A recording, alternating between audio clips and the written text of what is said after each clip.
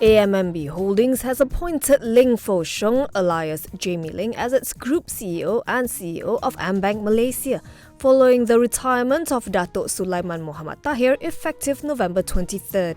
This confirms The Edge's report on September 11th, 2023, citing sources that the 60-year-old was leaving the country's sixth largest banking group by assets, as his contract was understood to be expiring this month. Ling, a chartered accountant, previously served as the group CFO from 2017, where he managed the full spectrum of AMMB Group's finance, overseeing financial strategy and implementation. AMMB said he has in-depth commercial and financial experience, and his career portfolio transcends corporate, investment and retail banking, treasury, risk management and financial management. It believes his broad and extensive experience in the banking industry, coupled with his strong leadership skill and vision, will further strengthen AMMB's position in the industry and propel it to greater heights. AMMB shares rose 0.8% to RM3.90, valuing it at 12.93 billion ringgit.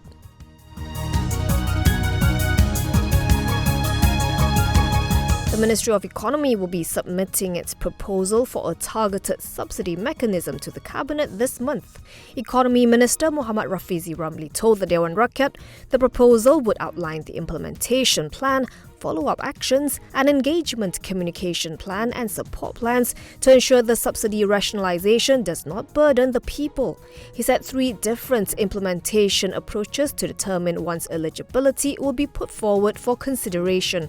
The first is based on an individual's net disposable income with subsidy provisions through a social protection approach. The second on household net disposable income with subsidy provisions through a hybrid approach involving social assistance and social protection.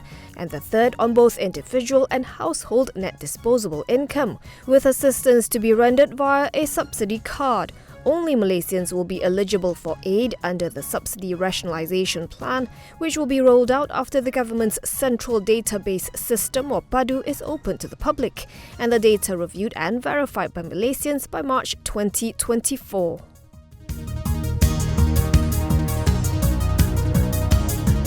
A multi-lane fast-flow toll collection system, which is expected to be implemented on highways sometime next year, will utilise automatic number plate recognition and RFID systems. Deputy Works Minister Datuk Sri Abdul Rahman Muhammad said this will eliminate the need for users to stop or slow down for toll payments, ensuring smoother highway travel. According to a Bernama report, the Deputy Minister said an extensive study involving numerous countries has been conducted, and the ministry is aiming to implement the toll collection system without booths and barriers on the nation's highways in 2024. Last month, The Edge Weekly reported that a private sector proposal to implement this toll collection system is facing pushback from the toll concessionaires. Citing sources, The Weekly said the concessionaires were presented during a meeting organised by the Malaysian Highway Authority and the Works Ministry with the proposal to roll out the system by a privately held company that is 60% controlled by a local conglomerate with interests in power, telecommunications and construction.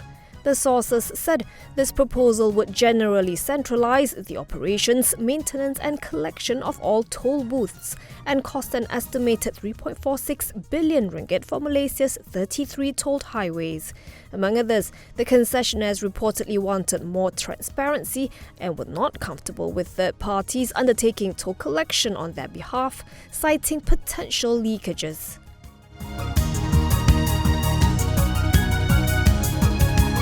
Transport Minister Anthony Loke says the government will announce a new road tax or motor vehicle licence structure for electric vehicles next month to encourage more people to use the vehicles. Speaking to the press after officiating the International Rail Symposium today, Loke said, however, that this new structure will only take effect after 2025, after the end of the road tax exemption period for electric vehicles, as announced by the government last year. Loke said the government is aware of of electric vehicle owners concerned about having to pay steep road taxes once the exemption period ends, and the Transport Ministry has presented to the National EV Task Force on ensuring a more competitive new structure. The Transport Ministry, through the Road Transport Department, introduced last February the road tax exemption for electric vehicles. The exemption applies to battery and fuel cell vehicles, though not hybrids, and is valid until December 31st, 2025.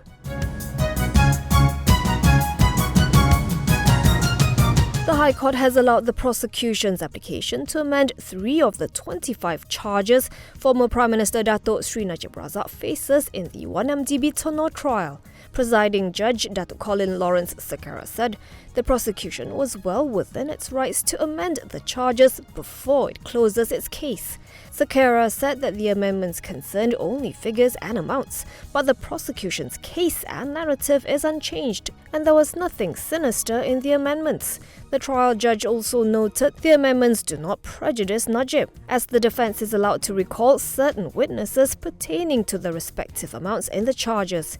In this trial, the ex-finance minister faces 25 charges, comprising 4 predicate charges of abuse of power, of receiving a gratification of 2.28 billion ringgit, and 21 money laundering charges. The prosecution had sought to amend 3 of the charges to reduce the amount Najib is alleged to have received from 1MDB-linked funds by 5 million ringgit, based on testimony by Bank Negara analyst Adam Arif Muhammad Roslan, who said that 5 million ringgit in Najib's account came from an unknown source which is not accounted for.